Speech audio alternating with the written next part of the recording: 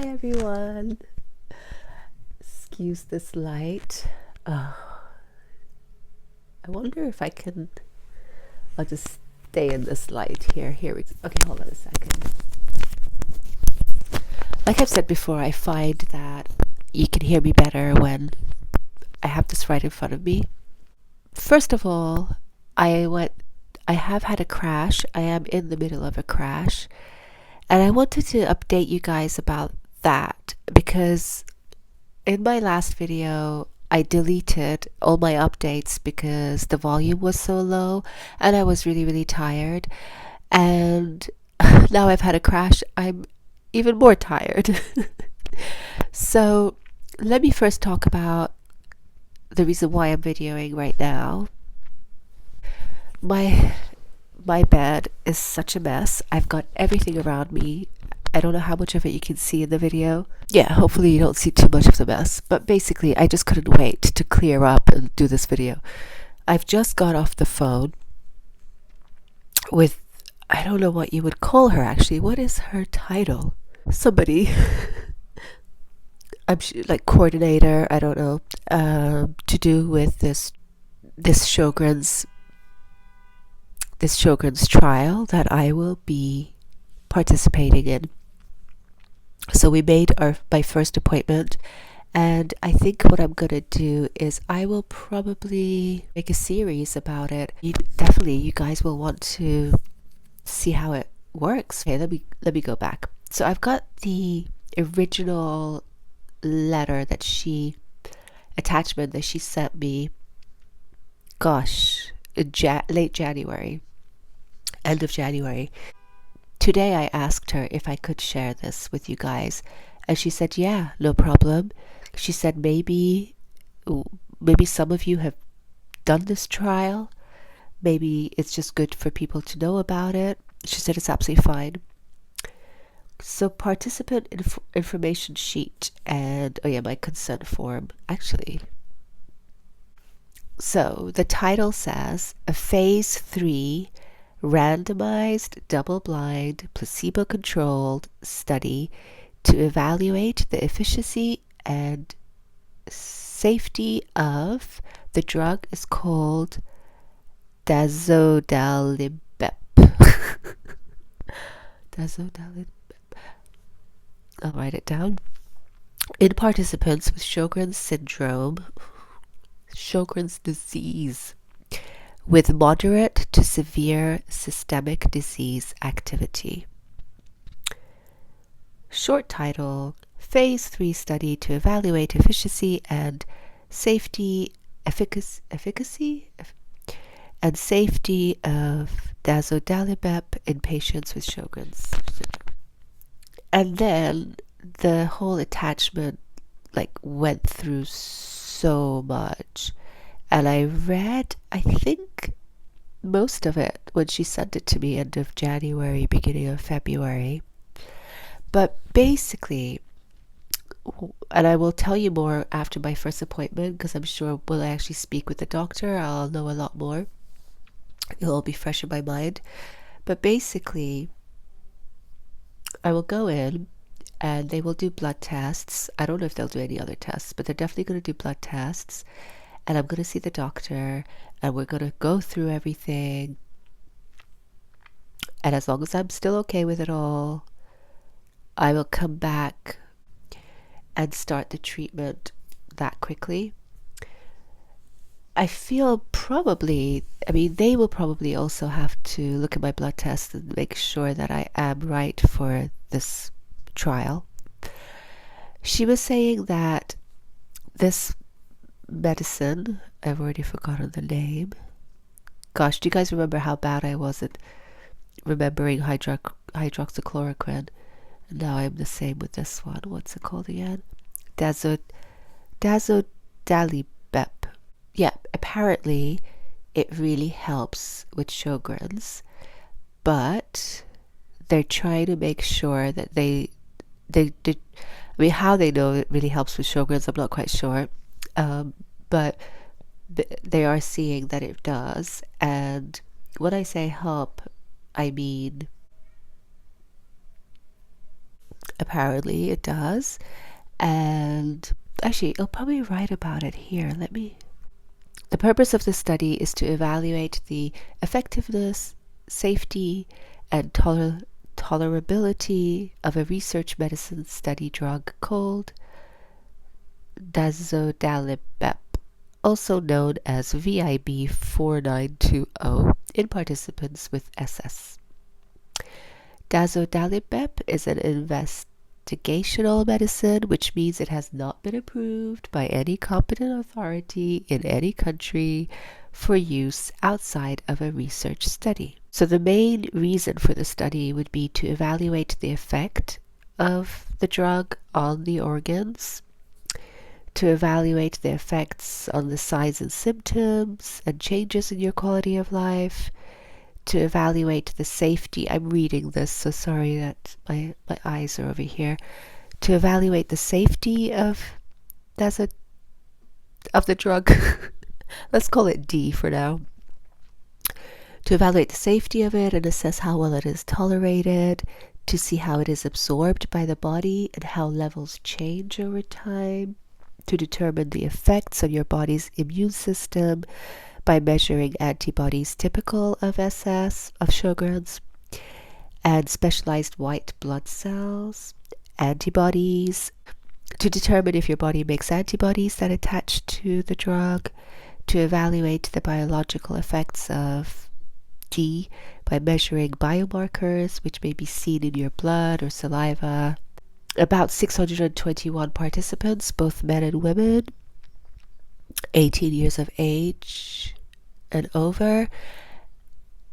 I think they see a lot of much older people, older than me anyway, because she said I was relatively young compared to some other people. I think that's what she meant. It was kind of like,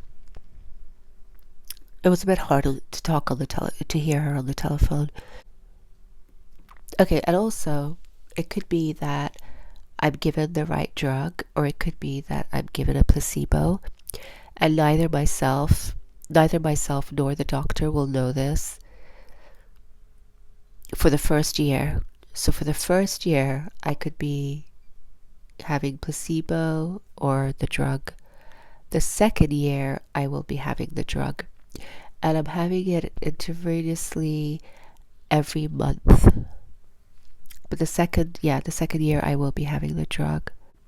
So if you decide to take part in this study, you will be randomized to receive D at 1500 milligrams or 3000 milligrams. Oh gosh, or a placebo. You guys know how I don't like too high. Randomized means, oh yeah, we know what that means. This study is double-blinded. Yeah, that means the doctor won't know. But they'll be able to know if I need a medical emergency.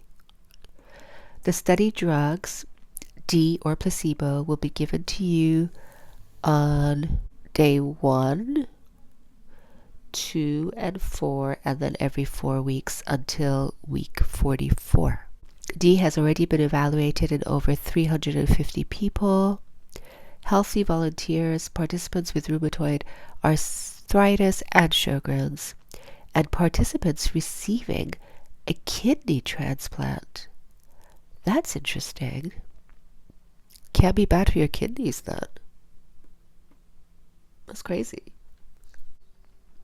If you decide to take part in this study, you must provide your consent to join before any study, tests, and procedures begin. After signing this informed consent form, you will begin the part of the study called screening. Screening lasts up to 4 weeks, and during this time you will be seen in the clinic at least one time. Tests and procedures. Treatment period.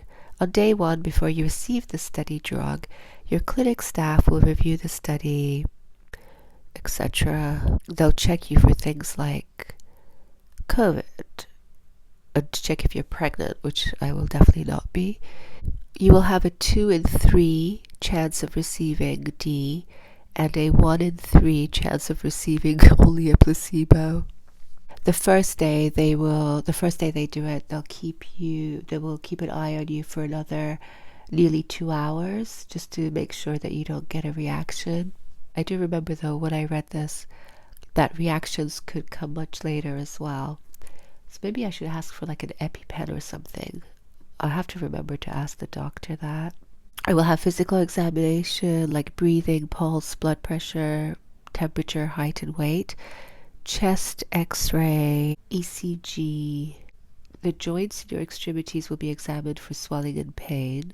This is called a 28 joint count. Salivary flow, unstimulated and stimulated. Urine for immunofixation and protein. Blood samples for tumor, TB, hepatitis, all that kind of stuff, HIV. And there's a whole list of all the screening. Wow. And I can get out of it, like she said, even on day one. And she said that still like helps with their data. So how long will I be in this study? Your participation in this study will last for approximately 60 weeks, up to 420 days. The study will include up to a 4-week screening period, a 48-week treatment period, and 8-week follow-up period.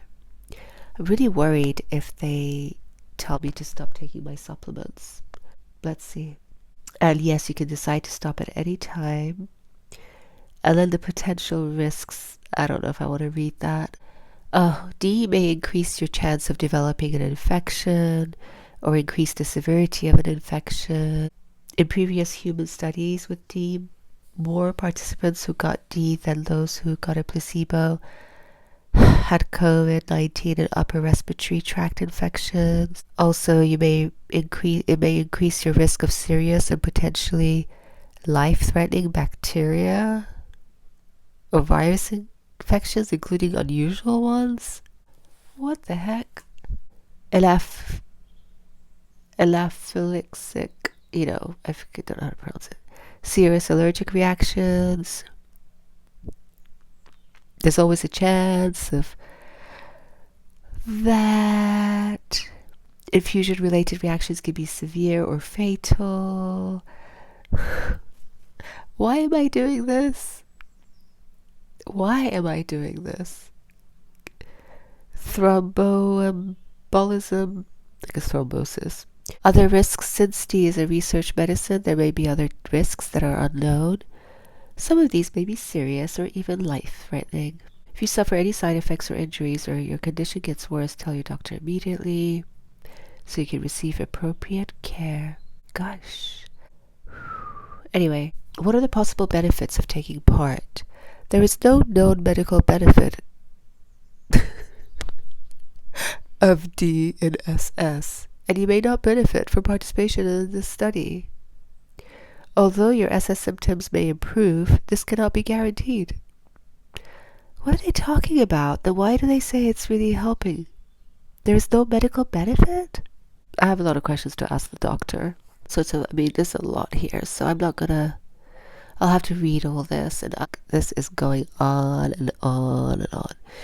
So yeah, I'll highlight things.